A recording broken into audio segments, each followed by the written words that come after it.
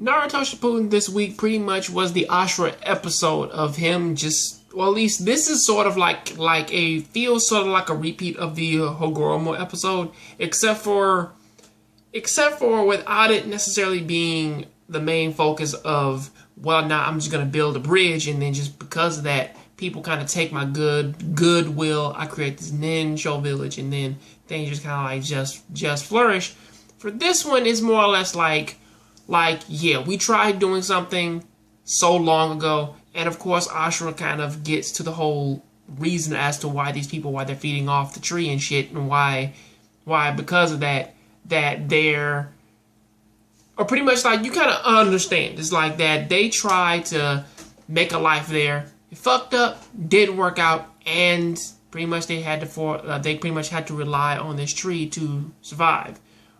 And I still don't necessarily know if this tree is coming back because of just seeds or something like that, but none of that really even matters. This thing is pretty much just, it gave its chakra to these people, and it's, I guess, in a sense, because of them eating the fruit of what they said earlier, is that it just feeds off of the people. The more in which that they eat and drink from this goddamn tree, the more it kills them.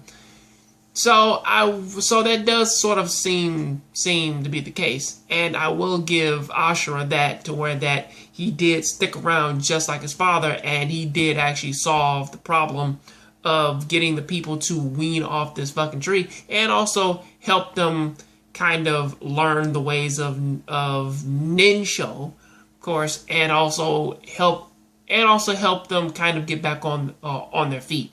Which is kind of like a parallel opposite as to what happened with Indra, because it seems as though that what Indra did in so many ways, and this is up to speculation here, is that he either possibly killed those people, destroyed the tree in which that was giving them food and such, and then just left them there to fucking die, or pretty much best case scenario of all, he just told them to fucking leave that area and then burn the fucking thing down.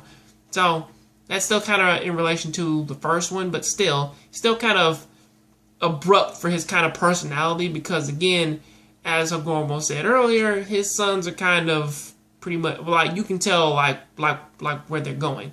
One is like, I got the power, fuck what everyone else says, I'm a leader, I can do it, even though he's not and he's fucking shit up, versus the other one who is a leader but then is afraid to take the leader's role.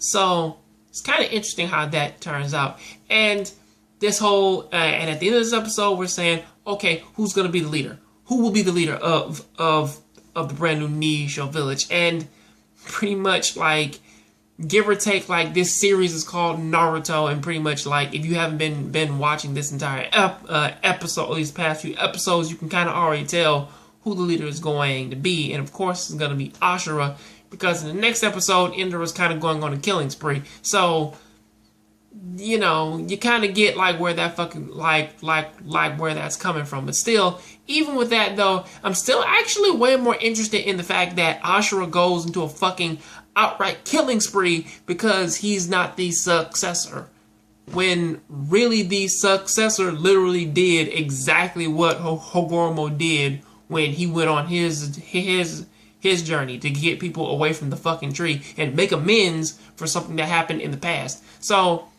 yeah, I will say that Ashura, he makes a better leader, especially since he listens. But till then, though, that is what I gotta say about that. I'll see you next time on the next Jongravesshow. Please keep watching anime, keep playing video games, and tell me what do you think about this down there in the comment section. I'm out.